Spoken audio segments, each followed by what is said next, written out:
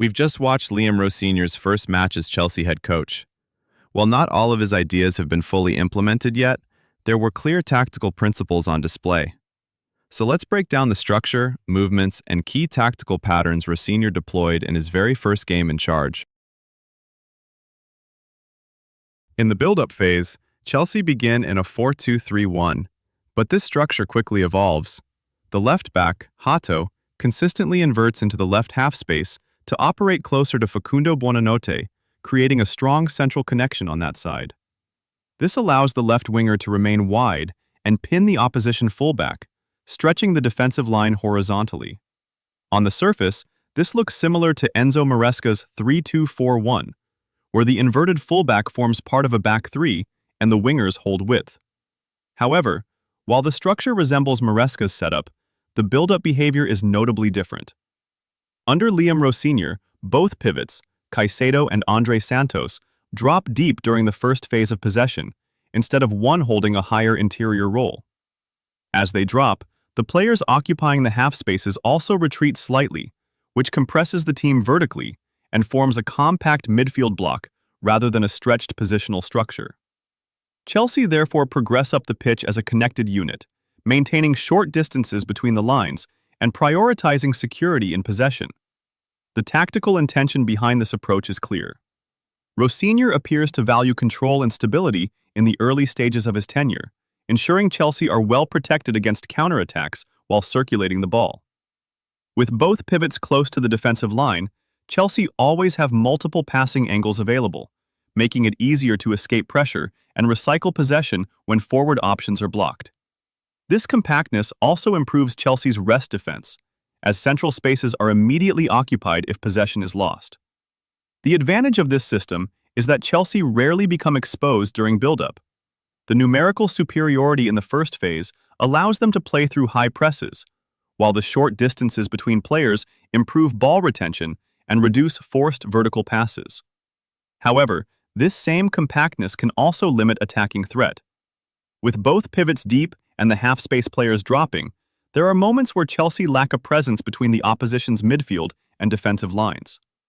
As a result, progression into the final third can become slower and more predictable, particularly against deep blocks. This means Chelsea often dominate possession without immediately threatening the box, arriving in advanced areas with fewer numbers and relying on wide circulation rather than central penetration. In his first match, Rosenior clearly prioritized structure over risk, laying down a controlled foundation rather than pushing for aggressive positional dominance. As his ideas develop, the next step will likely be introducing more vertical staggering and earlier forward runs to add penetration without sacrificing the defensive security that defined this opening performance. Once Chelsea bypassed the first line of pressure and established possession in the final third, Liam Rosenior introduces another clear positional adjustment. The wide center-backs, Achimpong and Badiashile, step aggressively into midfield to operate alongside Caicedo and Andre Santos, while Tosin remains deeper, acting as a sweeping center-back behind the structure. This effectively creates a staggered rest defense shape, allowing Chelsea to sustain attacks without leaving themselves exposed. In the attacking phase, Chelsea deliberately look to progress through the wings. The wingers hold high and wide positions, consistently isolating opposition fullbacks in 1-versus-1 situations.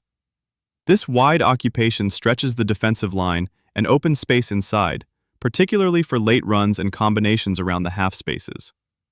Similar to Enzo Maresca's structural principles, Rosenior creates passing triangles on the flanks to facilitate ball circulation and positional rotations. However, the execution differs in a key way. Rather than pushing a defensive midfielder into the wide channel, Rosenior keeps both holding midfielders central. The wide triangle is instead formed by a wide center-back stepping into midfield, an attacking midfielder, and the winger. On the left flank, this is evident through the combination of Badiashile, Hato, and Garnacho, while on the right side, Achimpong, Buonanotte, and Gittins form the same triangular structure. These triangles allow Chelsea to generate fluid passing combinations, encouraging overlaps and underlaps while maintaining positional balance. The presence of a center-back within these triangles also provides security, allowing the winger to take greater risks in 1-versus-1 situations. Crucially, with Caicedo and Santos holding central positions, Chelsea maintained speed, athleticism, and defensive awareness in the middle of the pitch. This central presence is vital in transition moments, as it allows Chelsea to immediately engage counterattacks if possession is lost, reducing the opponent's ability to break through the center.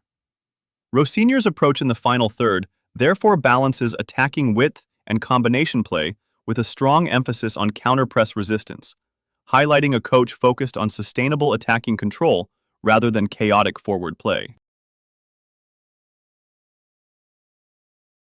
Overall, Liam Rosenior's first match in charge offered a clear insight into the principles he wants to establish at Chelsea. While the system is still in its early stages and not all ideas have been fully implemented, the tactical blueprint is already visible. From the controlled build-up structure to the compact midfield block and the deliberate use of wide overloads in the final third, this was a performance built on balance rather than risk. Rosenior prioritized control, rest defense, and positional security, even when committing numbers forward. The inverted fullback, the wide center back stepping into midfield, and the central double pivot all point toward a coach who values stability as the foundation for attacking play. At times, this limited Chelsea's vertical threat, but it also ensured the team remained protected against counterattacks. As the players grow more familiar with these movements and timings, the next evolution will likely be an increase in tempo, sharper runs between the lines, and more aggressive occupation of the box. If Rosenior can layer those attacking elements onto this solid structural base, Chelsea could develop into a side that controls games both with and without the ball. This was not the finished product, but it was a clear statement of intent. If you enjoyed this tactical breakdown, make sure to like the video, subscribe for more in-depth analysis, and let me know in the comments what you think of Rosenior's system and where you believe Chelsea can improve next.